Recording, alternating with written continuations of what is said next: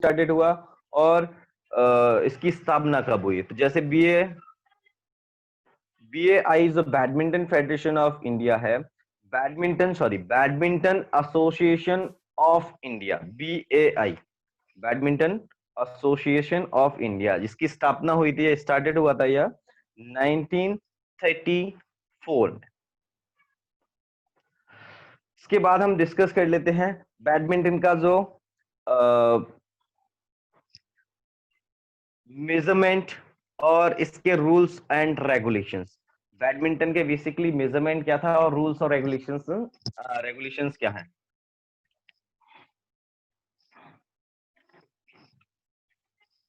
यह इसका जो है डायग्राम है एक हल्का सा, जिससे सिर्फ हल्का सा मैंने मॉडिफाई कर दिया है।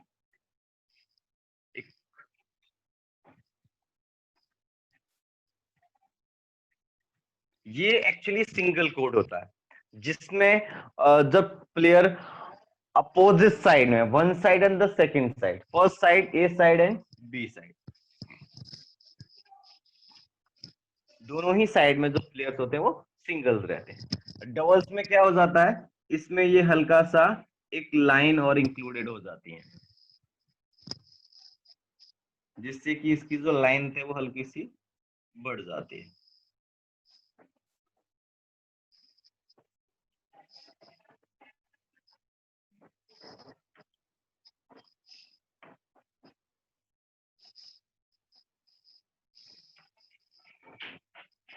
ये मैंने सिर्फ मेंशन कर दिया, एक्चुअली आइडिया तो आप लगाना पड़ेगा कि राइट कौन सा है लेफ्ट कौन सा है, मैंने सिंपल इसमें मेंशन कर दिया है, ठीक है।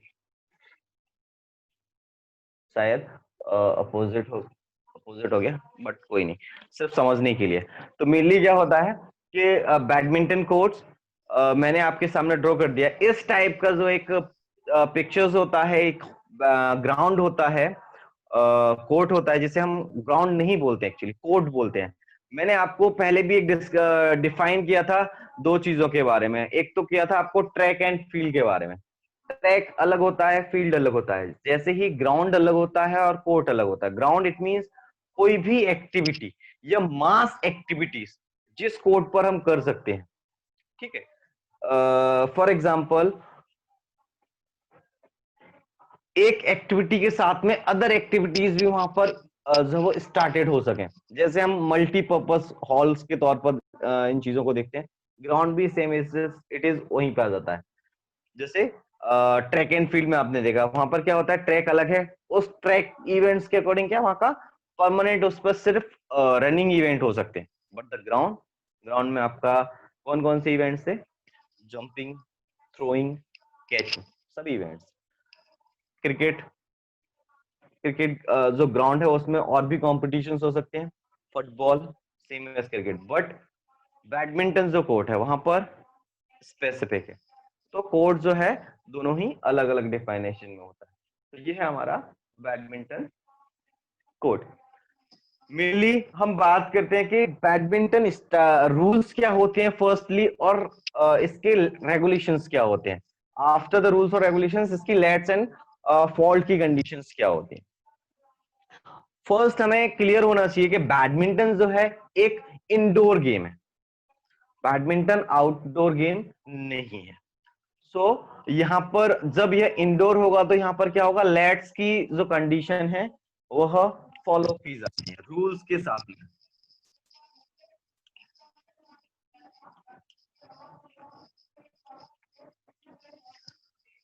फर्स्ट बात कर लेते हैं हम rules and regulations. Rules and regulations it means जो सर्विस है या जो फर्स्ट सर्विस होती है, या फिर बोल सकते हैं जो सर्विस होती है, वो हमेशा इवन टू इवन और ऑड टू ऑड चलती है। मतलब जो राइट साइड से अगर सर्विस डाल रहा है तो वो राइट में ही डालेगा, जो लेफ्ट से डालता है वो सर्विस से लेफ्ट कोर्ट में ही डालनी है। मतलब जो उनके अपोजिट कोर्ट्स होते हैं देखने पर, या फिर जो उनकी साइड वाइड कोर्ट्स होते हैं अकॉर्डिंग टू द शोल्डर्स, जो उनका राइट है उनका अदर लेफ्ट राइट होता है, वहां पर ही उनको जो है वो सर्विस जो है वो पुट करनी होती है। सेकेंड चीज क्या है, मैं हल्का सा इसको ड्रॉ कर देता हूं। ड्यूरिंग द डबल्स, डबल्स में आप सर्विस जो है इस अकॉर्डिंग टू द रूल जो है इस पूरे पार्ट में कर सकते हैं। ये जो मैंने ड्रॉ किया है, अब देखो मैंने यहाँ पर ये पीछे वाला बैकग्राउंड जो है वो लीव कर दिया है, ये वाला। ड्यूरिंग द डबल्स अगर आपकी सर्विस इस पार्ट्स में जाती है, बैकवर्ड पार्ट में जाती है, तो यहाँ पर आपकी जो सर्विस है या फिर जो फर्स्ट सर्विस आपने जो करवाई है या कोई भी सर्विस, वो आपकी फॉल्ट हो जाती है। और अगर सर्विस फॉल्ट रहती है तो पॉइंट्स जो है वो अपोनेंट्स टीम्स को जो है वो प्रोवाइड किया जाता है। प्रोवाइड किसे किया जाएगा? यहाँ से प्लेयर को, सॉरी, अगर यहाँ से किसी ने सर्विस कराया और सर्विस जाकर यहाँ पे गिरता है तो पॉइंट मिलेगा इस टीम के प्लेयर को, जो मैं पॉइंट कर रहा हूं, क्योंकि इसने इस वाले प्लेयर ने यहाँ पर सेम खुद की गलती से पॉइंट किया है, इसमें इनका कोई भी रूल्स नहीं रहा।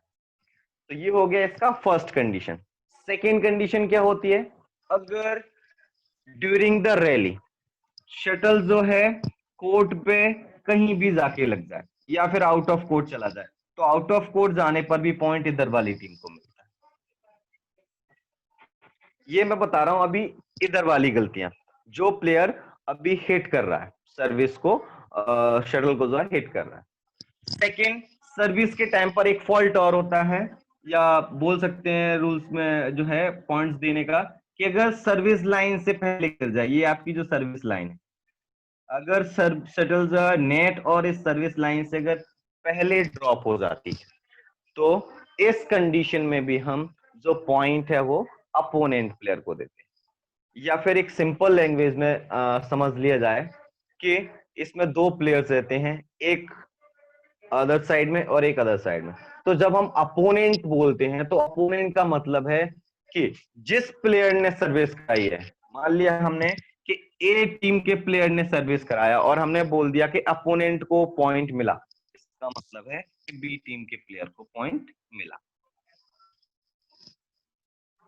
ठीक है, अगर बी से सर्विस कराई गई है या कोई रैली या फिर कोई भी ड्रिल या कोई भी स्किल यहां से की गई है और वह फॉल्ट हुआ है या कोई रूल मिस हुआ है और हमने बोला कि अपोनेंट को पॉइंट मिलेगा, तो वहां पर मिलता है पॉइंट नंबर 1।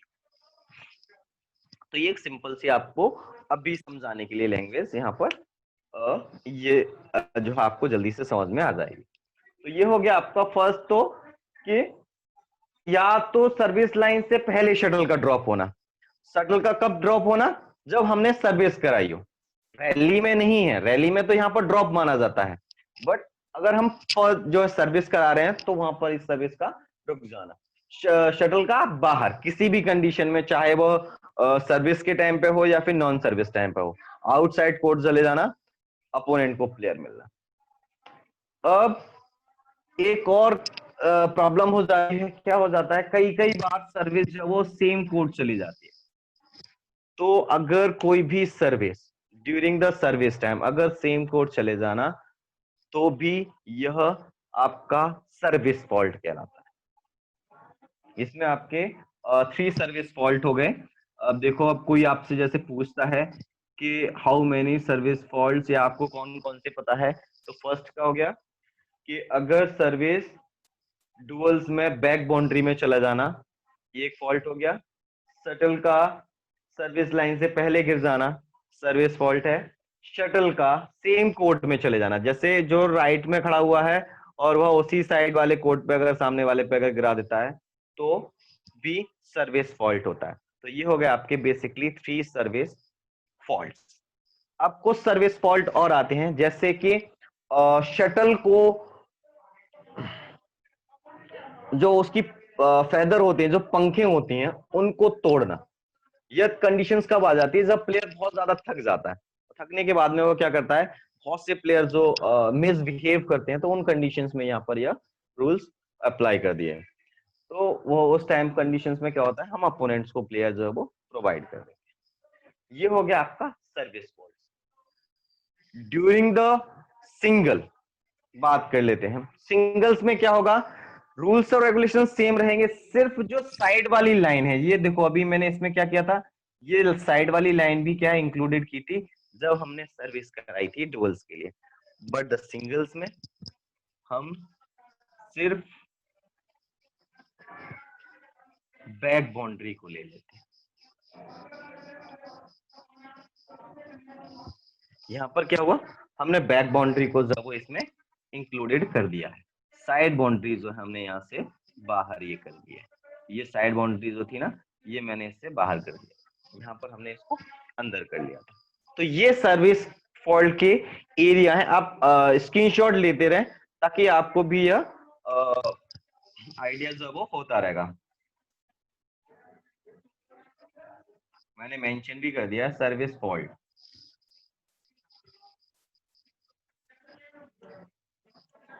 ठीक है, कोड के अकॉर्डिंग आपको ये चीजें क्लियर भी हो जाएंगे कि इसमें सर्विस फॉल्ट्स क्या है और सर्विस कहाँ कहाँ के आपको करानी है। ये हो गया आपका सिंगल, ये आपका डुअल्स, उधर वाला कोड ये आपका डुअल्स में है, ये आपका सिंगल्स कोड सर्विस के लिए। अब आते हैं हम ये कुछ सर्विस फॉल्ट्स थे। बेसिकली बैडमिंटन में बहुत सारे फॉल्ट्स होते हैं, लेकिन हम बात कर लेते हैं अब लेट्स पे। लेट्स की कंडीशन क्या बोलती है, क्योंकि यह कंडीशन जो है वो टेक्निकली होती है, इसमें किसी भी इंडिविजुअल का कोई भी बोल सकते हैं कि मिसबिहेवियर नहीं होता है। हमने जैसे ही आपसे इससे पहले ही डिस्कस कर लिया कि बैडमिंटन जो गेम है वह आपका इंडोर होता है। तो इंडोर गेम्स में क्या क्या टेक्निकली प्रॉब्लम्स क्रिएट होती हैं, या फिर ड्यूरिंग द मैच कौन कौन सी टेक्निकली प्रॉब्लम्स जो वो क्रिएट हो जाती हैं, जिन कंडीशंस में हम लेट्स को जो है वो, या लेट्स की फॉर्म को जो है वो प्रेजेंट करते हैं। सो फर्स्ट हो गया हमारा कि ड्यूरिंग द गेम अगर लाइट ऑफ हो जाए या लाइट का जो है वो चला जाना। जैसे ड्यूरिंग द गेम मतलब जैसे रैली चल रहा है, एक प्लेयर यहाँ पर है, एक प्लेयर यहाँ पर है, उसने रैली को जो है वो, ये शटल एयर में है, ठीक है, यहाँ से कोई प्लेयर जो है वो ये हिट कर रहा है, एक प्लेयर यहाँ से जो है वो हिट कर रहा है।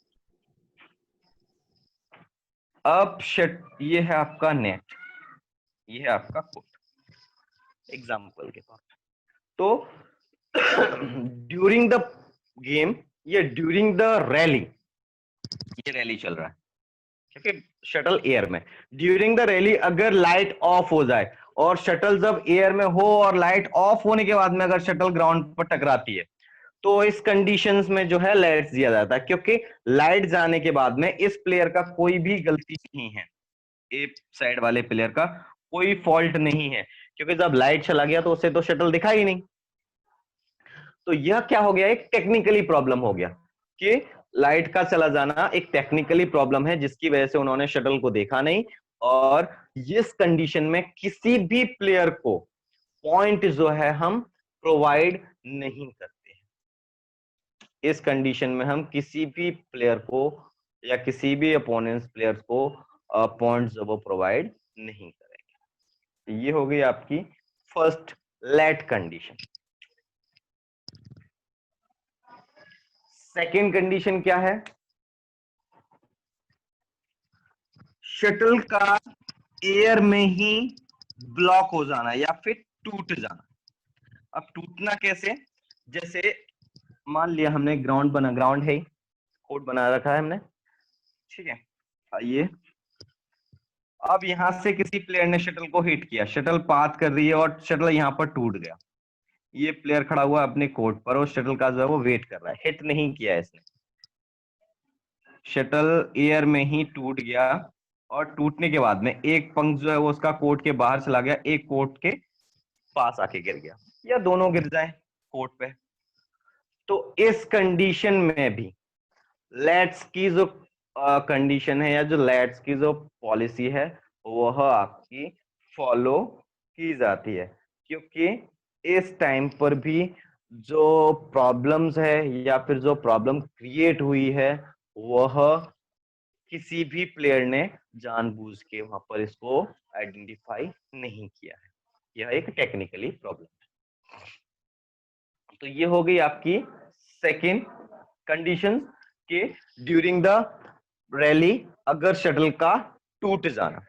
और इससे पहले वाला था ड्यूरिंग द रैली अगर लाइट का ऑफ हो जाना, ये आपकी लेट्स की कंडीशंस में इंक्लूडेड रहता है, जिसमें हम किसी भी अपोनेंट टीम को पॉइंट्स जो है वो प्रोवाइड नहीं करते। सेकेंड कंडीशन आते हैं हम, third condition, sorry, third condition में क्या होता है, ये हल्की सी थोड़ा टेक्निकली हो जाती है इसमें भी। इसमें क्या है, हमने मान लिया एक नेट, ये नेट है और इसमें ये जाल है, आपने नेट का देखा ही होगा, ए साइड एंड बी साइड। ये इस कंडीशन में क्या होता है लेट्स की, कि अगर ए साइड वाले प्लेयर ने शटल को हिट किया और वह शटल नेट से टच होके और नेट पर ही जाके फंस जाए, ड्रॉप ना हो कोर्ट में, शटल जो है नेट पर अपोजिट साइड में, अब देखो इसका साइड तो ये था, अब ये शटल क्या हुआ, यहां से बाहर गया है और अपोजिट साइड के जो नेट है, दूसरी साइड वाला जो फेस है, जैसे अभी ये फेस है व्हाइट वाला, ये ब्लैक वाला, व्हाइट वाली साइड से किसी ने शटल ड्रॉप की और वह शटल ब्लैक वाली साइड की जो नेट है वहां पर इस तरीके से जाके होल्ड हो जाए, तो यह कंडीशन भी एक टेक्निकली है। क्यों है, क्योंकि इसमें बी टीम वाले प्लेयर का कोई फॉल्ट नहीं है, क्योंकि जब शटल जो है ड्रॉप होगा तभी तो वो इसको हिट करेगा, और जब हिट ड्रॉप ही नहीं होगा उसके कोर्ट में तो हिट कैसे करेगा, तो यह कंडीशंस भी लेट में इंक्लूडेड की जाती है। ड्यूरिंग द स्किल या ड्यूरिंग द प्लेइंग, अगर शटल जो है इस तरीके से होल्ड हो जाए तो वहां पर भी हम लेट की कंडीशन जो है वो अप्लाई करते हैं। ये हो गई आपकी I think 3 conditions. The fourth condition है, अच्छा फोर्थ कंडीशन आयुष बता सकते हो? हाँ बता दूंगा। बताओ। अगर अगर जैसे कोई पॉइंट हो जाता है या फिर रैली ब्रेक हो जाती है और अगर वो आउटसाइड में गिरी है, लेकिन एक्चुअली अगर वो इन होती है तो उसमें डिसीजन लेता है एम्पायर और लाइन जजमेंट में, दोनों का डिसीजन अगर अलग अलग हो तब लेट का फॉर्मेलिटी बन सकती है। ठीक है, अब मैं बताता हूँ, देखो हल्का सा इसको सही से, जैसे क्या होता है ड्यूरिंग द गेम जो है एक ऑफिशियल जो है वो नेट जे हमने जैसे बनाया था अभी ऊपर वाले कोर्ट में, एक एम्पायर बैठता है यहाँ पर, एक बैठता है यहाँ पर, और 1 2 3 4 कुछ ऑफिशियल्स बैठते हैं इस तरीके से रैली ड्यूरिंग द गेम या ड्यूरिंग द मैच। अगर शटल यहां से हिट होके आउटसाइड द कोर्ट चला जाए, यह एम्पायर जो है, इसकी जो लाइन मैन कौन है, यहाँ पर जो बैठा हुआ है, जो इधर की तरफ फेस करके इसे देख रहा है, एक ऑफिशियल जो है यहाँ से देख रहा है, अगर इन्होंने इशारा किया कि यह शटल जो है वो इन है जबकि यह आउट है, एक ये प्लेयर और एक यहाँ पर भी एक प्लेयर बैठा रहता है, इन दोनों प्लेयरों का काम है इस लाइन को जज करना। अगर यहाँ के प्लेयर का डिसीजन और इसका प्लेयर का डिसीजन, मतलब एक ही लाइन को जज करने वाले दो जो ऑफिशियल्स हैं उनका डिसीजन अलग अलग अलग होता है, डिफरेंट होता है, तो वह कंडीशन भी लैट की में आ जाती है। या फिर अगर कोई भी रैली या कोई भी लाइन, जब कोई भी प्लेयर कोई भी स्किल्स परफॉर्म करता है, चाहे वो स्मैश हो या फिर वह ड्रॉप हो या फिर वह क्लियर हो, तीनों ही चारों कंडीशंस में अगर एम्पायर या जो ऑफिशियल्स हैं वह उस कंडीशन को जज ना कर पाए और वह अपना सिग्नल जो है वो इसको ब्लाइंड बताए, ये एक सिग्नल होता है बैडमिंटन में, इसका मीनिंग है कि उन्होंने इस चीज को देख नहीं पाया। तो अगर इस कंडीशन में अगर कोई भी अंपायर जो है इस तरीके से और एक सिग्नल प्रोवाइड करता है, तो वहां की कंडीशंस आपकी कहलाती है लेट, कि इस कंडीशन में वह कोई भी डिसीजन किसी भी अपोनेंट्स को नहीं दे सकते।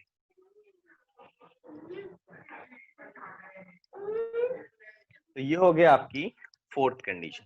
ये आपकी 4 कंडीशंस हो गई लेट की, कि कौन कौन सी कंडीशंस है, किस किस कंडीशंस में हम क्या क्या वर्क जो है वो क्लियर करते हैं।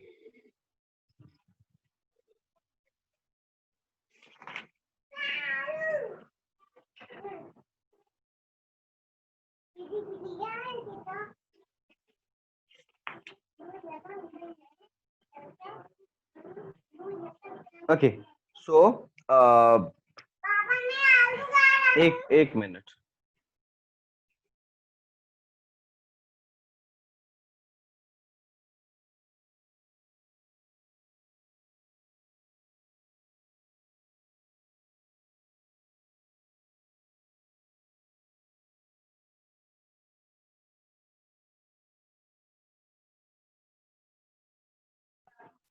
सॉरी, सो ये हो गया आपका कुछ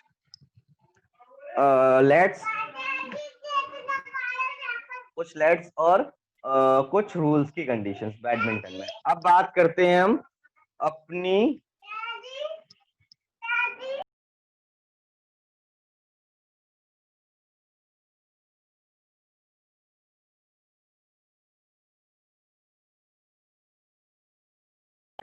ओके, सो अब बात करते हैं हम बैडमिंटन में ही इसके कुछ कॉम्पिटिशन्स। बैडमिंटन में बेसिकली इंडिया में बहुत सारे कॉम्पिटिशन्स ऑर्गेनाइज्ड होते हैं, बट हम अभी बात कर लेते हैं कुछ इंपॉर्टेंट जो कॉम्पिटिशन उनके बारे में। कल बात करेंगे हम मेजरमेंट, कोर्ट का मेजरमेंट क्या है, और इसकी हाइट ब्रेथ कितना होता है, और शटल का वेट कितना है, लेंथ कितनी है, रैकेट का वेट एंड लेंथ कितनी होती है। तो यह जो कंप्लीट जो आपका टॉपिक होगा उस पर हम कल डिस्कस करेंगे, और आपको कल जो है कॉपीज जो है लेकर रखना है, ताकि जब मैं आपको यहाँ से कंप्लीट मेजरमेंट जो है वो यहाँ पर राइट डाउन करवाऊं या लिखवाऊं, तो आप उसको जो है वो साथ के साथ नोट कर दीजिए। अब इसमें बात कर लेते हैं हम। फर्स्ट है इसमें थॉमस कप। बैडमिंटन में थॉमस कप जो है एक मेंस चैंपियनशिप होती है बैडमिंटन में। कंपटीशन का नाम है थॉमस कप। यह मेंस चैंपियनशिप होती है, जिसे स्टार्टेड किया गया था 1948 में, और यह हर तीसरे साल में होता है। मतलब इसके जो बिटवीन जो गैप है, जो एक कंपटीशन के बाद में जो गैप रहता है, वह आपका 3 इयर्स का मेनली मेंशन किया जाता है। सॉरी, तो ये हो गया आपका थॉमस कप। थॉमस कप लिख लो आप। थॉमस कप का जो है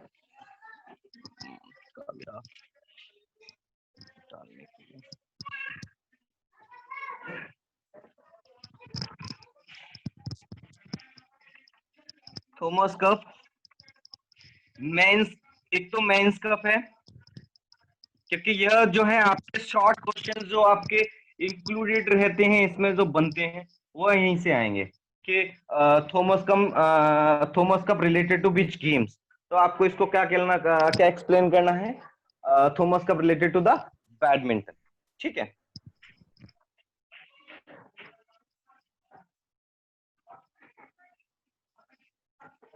थॉमस कप रिलेटेड टू, क्या करोगे आप, men's men's championship. Short form लिख दिया मैंने, आपको लिखना है complete. Thomas cup related to the men's championship, and it's started in 1948। यह 1948 में स्टार्टेड हुआ था, एंड यह जो ऑर्गेनाइज्ड होता है, या फिर बोल सकते हैं कि यह इस इवेंट जो है वो स्टार्टेड होता है, तो उसका है एवरी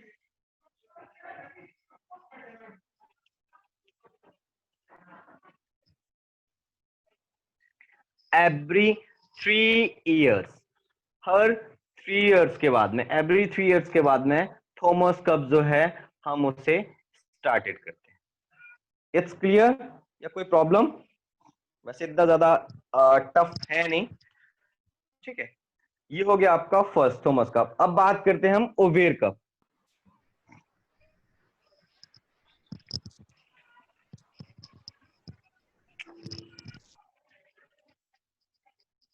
ओवेर कप स्टार्ट हुआ था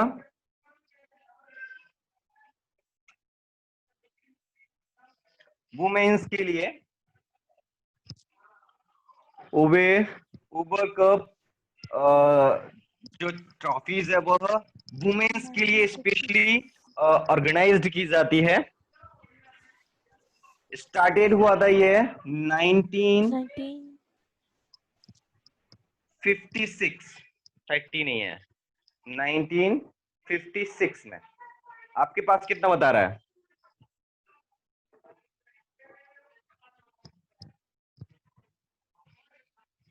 ये भी कुछ कोई बोल रहा था बेटा, बोलने में कोई दिक्कत नहीं है, गलत सही तो होना है ना? शायद ऐसा हो सकता है कि मुझे जो याद हो वो शायद गलत हो, क्योंकि मेरे पास तो बुक भी नहीं है, आपके पास तो बुक भी हो सकती है, बुक आगरा में ही रह गया है। सो अगर कोई क्वेरी है तो आप यहाँ पर जो है डिस्कस कर सकते हैं, या सॉल्व जो है कोई भी प्रॉब्लम है तो वहाँ पर बता सकते हैं, ठीक है। तो ये है आपका फर्स्ट हो गया थॉमस कप, जो स्टार्टेड हुआ था आपका 1948 में। ये आपका स्टार्टेड हुआ है ओवेर कप, जो कि स्पेशली वुमेन्स के लिए रहता है। अब यहाँ पर ये आपका क्लियर हो गया। अगर क्वेश्चंस पुट होता है कि in badminton tournaments those cup will be those cup organized by only men's, तो आप बता सकते हो थॉमस कप। अगर वुमेन्स आता है तो over cup. And started which years, तो फर्स्ट है आपका 1948 एंड ओवर कप है आपका 1956। स्टार्टेड होते हैं एवरी 3 इयर्स में। ये हो गया आपके शॉर्ट क्वेश्चंस के रिलेटेड भी। Last okay 3 ma'am, minutes left. Okay.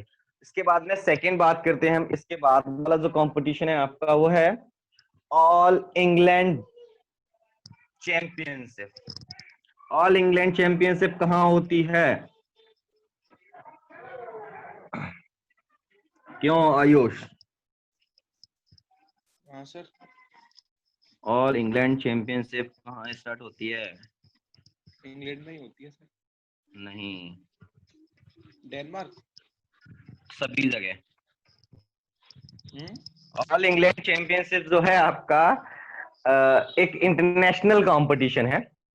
England नाम इसलिए दिया गया था क्योंकि यह सबसे पहले जो स्टार्टेड हुआ था कंपटीशन, मेनली वो इंग्लैंड से स्टार्ट हुआ था।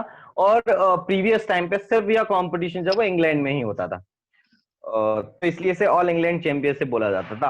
आजकल यह एक इंटरनेशनल कंपटीशन है जिसे हम सभी जगह स्टार्ट मतलब ऑलमोस्ट यूरोप कंट्रीज में स्टार्ट करते हैं सभी जगह। तो जो कि आपका 1899 से स्टार्टेड है।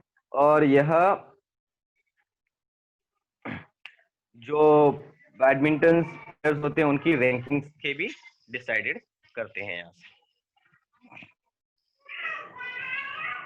तो ये हो गया आज का क्लियर आपका। फिर आपके हो गए competitions, all England badminton champions, Thomas cup, over cup, और बैडमिंटन की हिस्ट्री और रूल्स एंड फॉल्ट्स। अगर कोई क्वारी है तो आप मुझे बता सकते हो।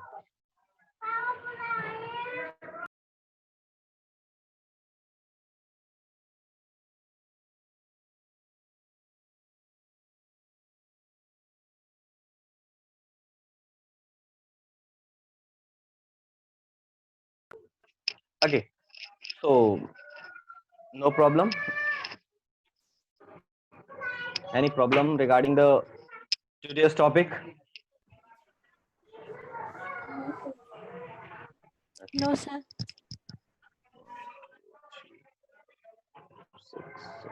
No, sir.